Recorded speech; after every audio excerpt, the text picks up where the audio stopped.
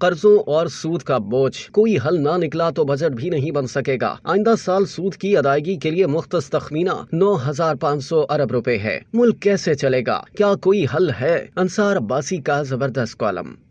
انصار عباسی اپنے کالم میں لکھتے ہیں کہ پاکستان کو سود اس تیزی سے کھا رہا ہے کہ اب تو ہمارے بجٹ کا بڑا حصہ سود کی ادائیگی میں چلا جاتا ہے۔ سود کی مد میں مالی سال 2024 سے 23 میں 7,300 ارب روپے مختص کیے گئے تھے، لیکن کہا جا رہا ہے کہ سود کی ادائیگی اس سال کوئی 8,300 ارب روپے سے بھی زیادہ ہوگی، جبکہ آئندہ سال سود کی ادائیگی کے لیے مختص تخمینہ کوئی 9,500 ارب روپے کے لگ بھگ ہے۔ ہمارے قرضے، جن میں بہت بڑا حصہ اندرونی قرضوں کا ہے، اتنے بڑھ چکے ہیں کہ اور بڑھتے جا رہے ہیں کہ اگر کوئی حل نہ نکلا تو پاکستان اپنا بجٹ بھی نہیں بنا سکے گا۔ کہ سارا کا سارا بجٹ ہی سود کی ادائیگی پر خرچ ہو جائے تو پھر ملک کیسے چل سکتا ہے؟ کچھ عرصہ قبل مجھے ایک صاحب ملنے آئے جن کا نام قانت خلیل اللہ ہے۔ وہ ایک چارٹر اکاؤنٹنٹ ہیں اور کچھ اہم اداروں سے منسلک رہے ہیں۔ ان کا کہنا تھا کہ پاکستان کے اندرونی قرضے فوری طور پر ختم ہو سکتے ہیں، جس سے سود کا بوجھ ختم ہو جائے گا۔ قانت صاحب نے دی نیوز میں اس سلسلے میں 3 آرٹیکل بھی لکھے، جبکہ وہ مختلف فورمز پر جا کر اپنی تجویز بھی سب کے سامنے رکھ رہے ہیں۔ میں نے وزیر اعظم شہباز شریف صاحب سے بھی درخواست کی تھی کہ اپنی معاشی ٹیم کو کہیں کہ قانت صاحب کو سنیں، اور اگر ان کی تجویز میں کوئی وزن ہے تو اس پر سنجیدگی سے غور کر کے پاکستان کو سود کے سنگین خطرے اور گناہ کبیرہ سے بچائیں۔ ابھی تک تو قانت صاحب سے حکومت کی طرف سے تو کوئی رابطہ نہیں کیا گیا، لیکن میں نے ان سے درخواست کی کہ مجھے اردو زبان میں قرضوں اور سود کے اس بوجھ کو ختم کرنے کے لیے اپنی تجویز لکھ کر بھیجے تاکہ میں اسے اپنے کالم میں شائع کر سکوں۔ ان کی تجویز نیچے بیان کی گئی ہے۔ جدید بینکنگ نظام میں 2 قسم کی کرنسی یا پیسے ہوتے ہیں: بینک نوٹ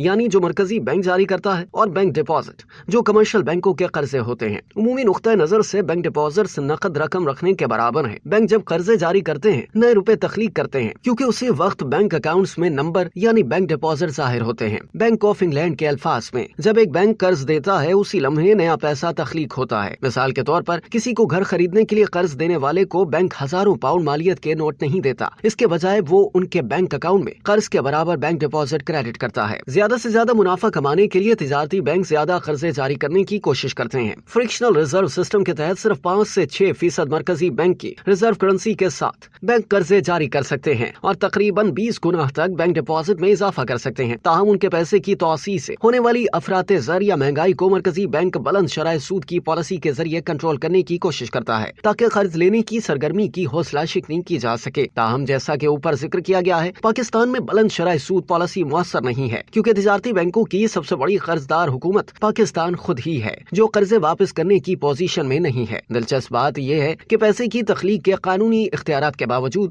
پاکستان کی ریاست نجی بینکوں سے بڑے پیمانے پر اور قرضے لے رہی ہے تاکہ پرانے قرضوں پر سود ادا کر سکے۔ یہ ایک مسلسل عمل ہے۔ حکومت سود کی ادائیگی کے لیے قرض لیتی ہے، جس سے حکومت کا قرض بڑھتا ہے اور سود کی ادائیگی کے نتیجے میں بینک ڈپازٹس میں اضافہ ہوتا ہے۔ ہم پیسے کی فراہمی میں اضافے کی وجہ سے افراط زر کا سامنا کر رہے ہیں اور ہمارے بچوں پر حکومتی قرض کا بوجھ مسلسل بڑھتا چلا جائے گا۔ پاکستان کے سنگین معاشی مسائل کا حل مکمل ریزرو بینکنگ کا نفاذ ہے۔ اسی نظام کی تائید 20ویں صدی کے بڑے ماہرین معاشیات جن میں ملٹن فریڈمین اور فشر نمایاں ہیں نے کی ہے اور اس کے نفاذ کو نہایت ہی قابل عمل اور آسان بتایا ہے۔ یہ منظم مالیاتی نظام بھاری سرکاری قرضوں کے بوجھ اور ان پر سود کے اخراجات کو ختم کرنے کی پوری صلاحیت رکھتا ہے۔ یہ منصوبہ مالیاتی استحکام کو یقینی بنانے، افراط زر کو کنٹرول کرنے اور اقتصادی خوشحالی کو فروغ دینے کے مقاصد کو حاصل کر سکتا ہے۔ فرکشنل ریزرو سسٹم جو پیسے کی فراہمی میں اتار چڑھاؤ اور اقتصادی عدم استحکام کا ذمہ دار ہے، اس کو مکمل ریزرو سسٹم سے تبدیل کیا جا سکتا ہے۔ نیا تجویز کردہ نظام درج ذیل بنیادی اصولوں پر کام کرے گا۔ نمبر 1،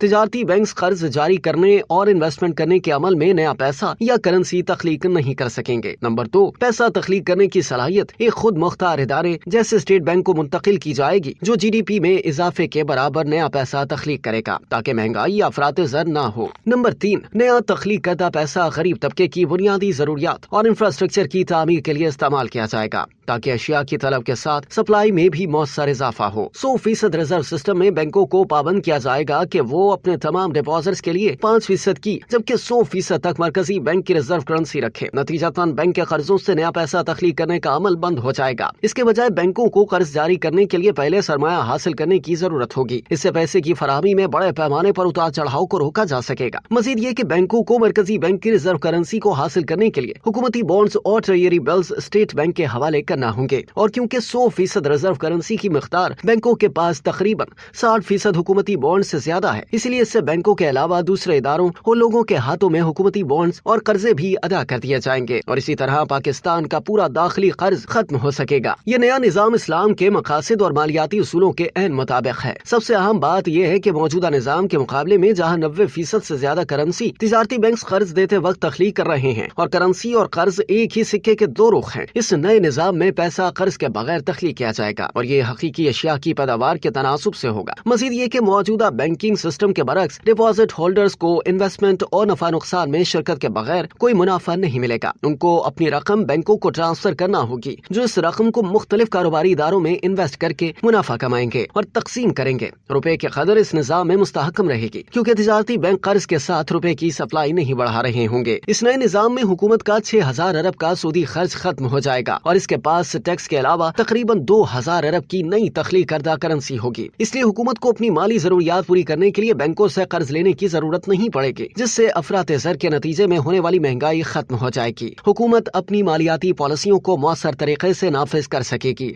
और सूद की अदायगी के लिए रखी गई रकम समाजी और इक्तिसादी तरक्की के मंसूबों में इस्तेमाल हो सकेगी। मजमूई तौर पर 100% रिजर्व बैंकिंग एक जदीद और पायदार हल पेश करती है, जो पाकिस्तान के संगीन इक्तिसादी मसाइल को हल कर सकती है, मालियाती इस्तेहकाम को यकीनी बना सकती है और पाकिस्तान और इसके अवाम के लिए एक खुशहाल मुस्तकबिल की बुनियाद रख सकती है।